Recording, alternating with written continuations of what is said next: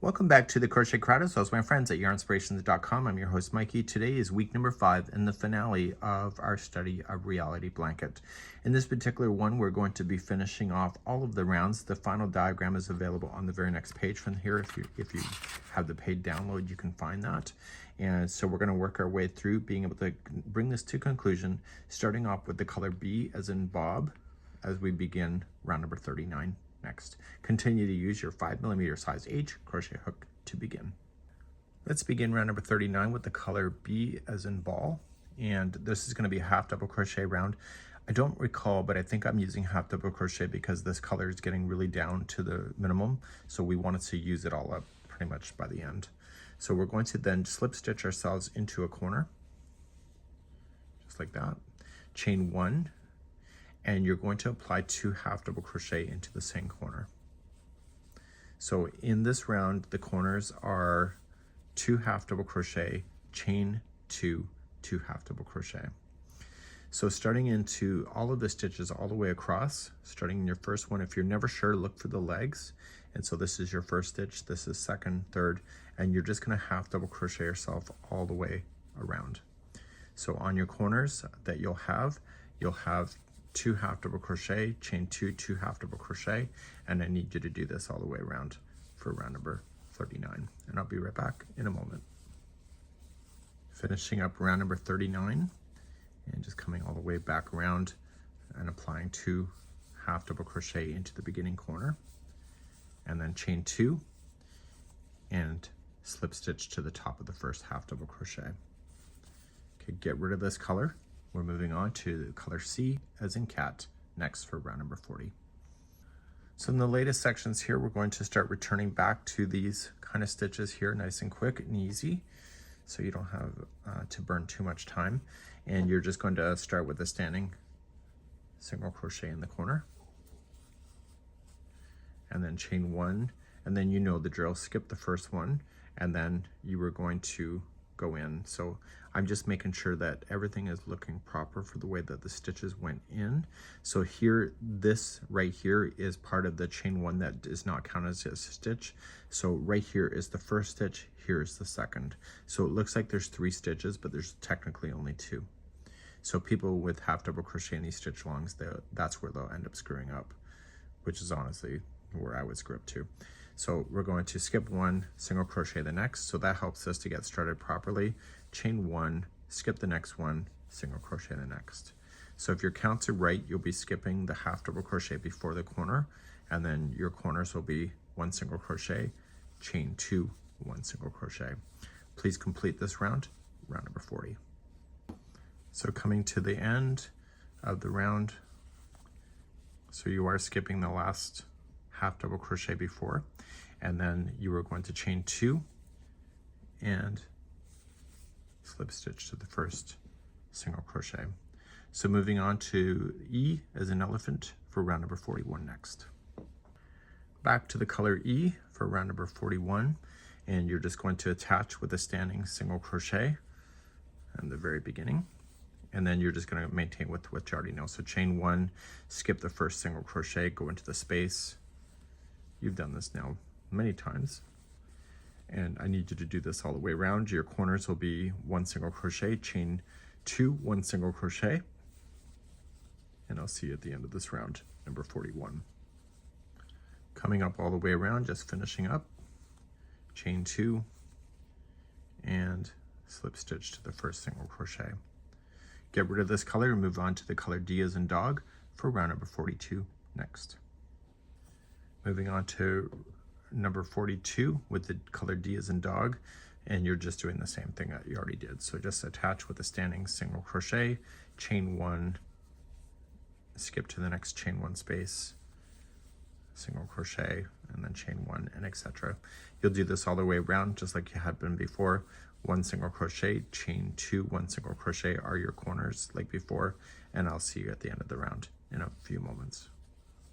Finishing up round number 42, just go into your corner, single crochet, chain 2, and slip stitch to the beginning single crochet. Moving on to round number 43 with the color E as an elephant next. Okay, round number 43 3 to attach with a standing single crochet again in a corner. It's exactly what you already been doing, and then chain 1 and single crochet into the next space after the first single crochet below. So it's exactly what you already know, and you're going to do that all the way around. Corners again, 1 single crochet, chain 2, 1 single crochet. Please do this all the way around for round number 43. So coming up all the way around on round number 43, and we have our single crochet in the corner, chain 2, and slip stitch to the beginning single crochet. Moving on to round number 44 with the color D as in dog next. Round number 44, just attach with a slip stitch to the corner, and you're going to chain 3 and double crochet in. Nice easy round as always. And so you're going to apply 1 double crochet in each of the single crochets and each of the chain 1 spaces. Okay, don't forget those chain 1 spaces because it'll throw your counts out. So just 1 double crochet in each stitch or space all the way to the corner. Your corners will be 2 double crochet, chain 2, 2 double crochet, and I need you to do this all the way around for round number 44, and I'll be right back in a moment. I'm finishing up round number 44 with those double crochets in, and there will be 2 double crochet in the beginning corner.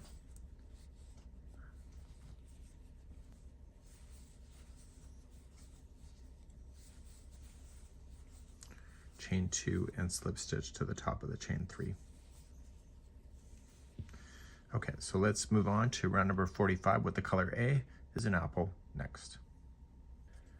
Okay, moving on to round number 45 with the color A. I noticed in the diagram that there's 2 44s in a row.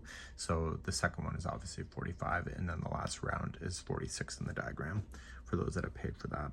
So we're going to begin with a standing single crochet into the corner, and a fabulous round of just 1 single crochet in each stitch all the way to the next corner. Your corners will be 1 single crochet, chain 2, 1 single crochet, and you'll do this all the way around for round number 45. And I'll be right back in a moment. Coming all the way back around, just a single crochet in each stitch, and then just apply 1 single crochet into the final corner, chain 2, and slip stitch to the beginning single crochet. So we're moving on to round number 46, which is the final round, using the color B as in Bob or ball, and I'll be right back in a moment. So let's begin your final round number 46. We have to watch how we finish this round, so that's something that you'll have to pay attention to when you get back around. But you're going to start right on the corner, and you are going to apply a standing single crochet. And before you move out of the corner, apply 2 more single crochets into the corner. So we have that in. Okay, so each corner is 3 single crochets. So starting in your very first stitch, you were going to slip stitch. So through and through.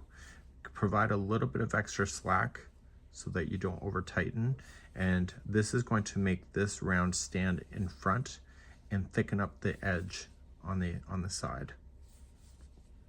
Okay, so you can see that it doesn't go on the top of the stitch because the slip stitching, it stays on the front. So when you hit your corner, as I mentioned, 3 single crochets, and then continue on just slip stitching in each stitch all the way.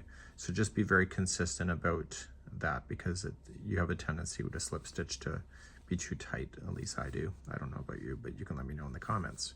So please go all the way around, and I'll show you how to finish this round so that it looks consistent, so that you don't end up with a bulge that stands out like a sore thumb at the end. And I will see you at the end of the round to finish off this blanket. I'm coming to the conclusion at the end, and I do not want to slip stitch. If you do that with the ending of your blanket, you always end up with a lump. And so what I want to do is I want to finish this off in a way that it blends better. So that was my very last stitch. So I'm going to trim this yarn long enough so I can put it through a tapestry needle, and I'm going to pull this yarn completely out like this. So it's leaving a gap between the first one and here. And I'm going to take that tapestry needle and I'm going to put it on. And I want you to pay attention to where this is coming out of the stitch right here. I'm just going to provide a little bit more slack. See how it's coming out of the center? We want to pay attention to that. So here, when the stitches join each other, they join underneath the two loops. So I'm going to come from the back of it, and I'm going to come forward. Don't pull it completely tight yet. Just pull the loose end. And what I want to do is that I want to match the distance of the way that these stitches look. And right where this is coming out of the middle, I want to go back through there and go right to the back of the blanket and through. And when I pull on that, I want to pull so that the distance of this loop looks the same. See? And so on the back side here, very carefully, you were just going to just tie it into a little mini knot around one of the strands to trap it from loosening off. And then just use your tapestry needle and weave this in through the stitches. Don't allow that needle to get to the good side of the work, because it's pointless if you're gonna not do that. Okay, and then, so that was through once, a slightly different path again. I can tell I'm not going all the way through experience with my hands. Okay, so that was twice, and then 3 times is the charm. So when you're separating these stitches, these strands, don't be afraid to go and split plies apart. It's harder for this thing to come out when you split plies. And so now you can safely cut that down. And so therefore you would have the ending that will look like this, and you will not be able to tell that this is where you started and stopped your rounds when you do it in that manner. So this is it for now, and I will see you on the next stitch along. If you're posting your ideas or your finished projects, use our hashtag of the crochet crowd. You can also use Yarnspo for your inspirations, or hashtag stitch along. That's it for now, and we hope you've enjoyed our stitch along presentation. We'll see you again next time. Bye-bye.